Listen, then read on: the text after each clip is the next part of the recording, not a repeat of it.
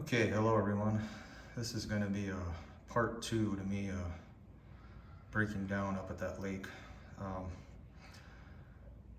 So as in the first video, part one, this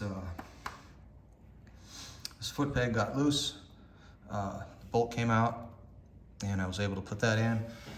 Thought all was good, hopped on the bike, started up, put it in gear, and it died. So turns out the problem was that a lot of people were having, and that I had, was this switch for your kickstand.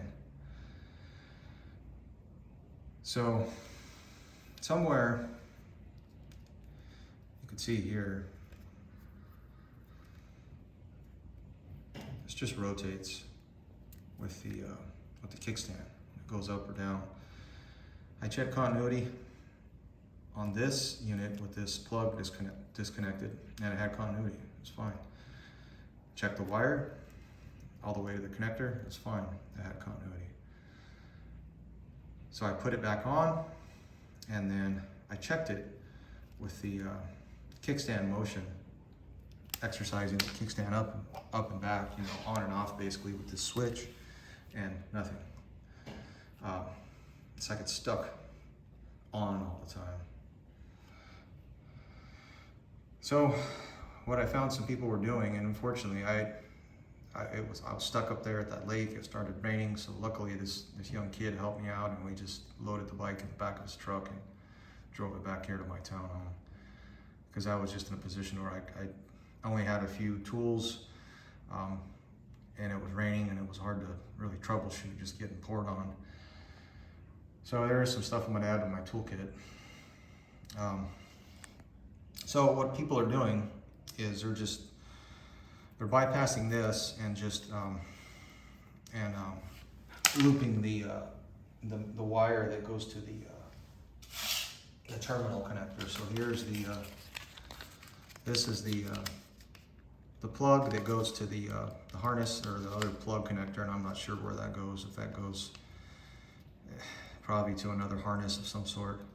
So all I'm going to do is I cut this, I cut this whole piece in half, and I'm just going to connect this with a butt connector.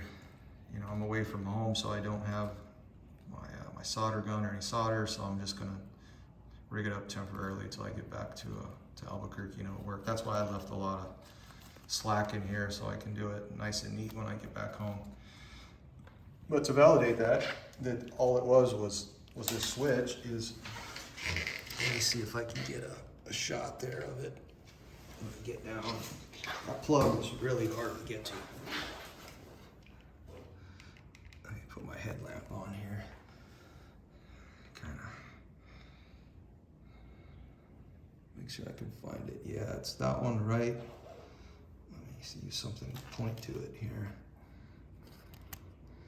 It's this plug right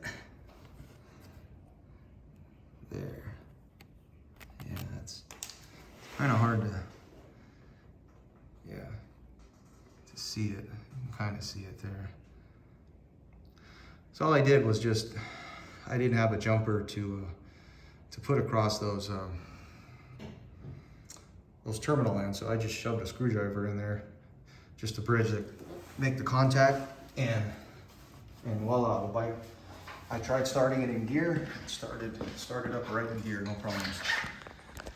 So when this got loose, it obviously was loose for some time, and I did get some new boots, and I'm pretty hard on my kickstand as it is, so with my boots and just me being rough on things, and this thing probably this is destined to fail, and this is your main, the bike won't run unless this circuit is made, which is just stupid. I mean, it's a cool feature in case you leave your kickstand down, and it'll, it won't let you put it in gear. But however, if you're up and this thing breaks, and if you don't have any way to jump that, then you're screwed. And I didn't know, I didn't have a phone signal. I just was troubleshooting with what I was seeing, and so when I got back, I dug into this more and did all the verifications, and the big one was putting a jumper, some kind of jumper in that connector to validate that. So that's all I'm gonna do today. I did, like I said, I mentioned I got some glue, so I had to move this. I had to move this up, and I had to cut this piece back. I'm gonna get a different chain protector, more of an open one, but for now, this is all I have, and I don't really ride in muddy conditions. I mean, it'll happen, but not anytime soon, not here anyways. So this is fine until I get back home. So I did move this up one click. It looks like when you take it out, the splines, like you have a lot of different like micro positions to move it, but it really isn't. It's a pretty gross adjustment.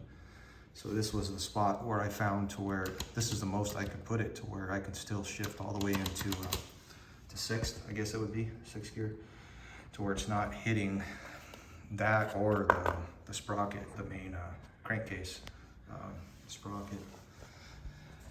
So that was it. Just wanted to provide a little video on this stupid switch. So if you guys haven't taken this off your bike yet, keep that in mind. I mean, it does have and maybe it would have been fine. It would have been fine for years if this peg didn't come loose and I wasn't hitting it, and it might have been okay. It does have a guard on there, and it was pretty bent.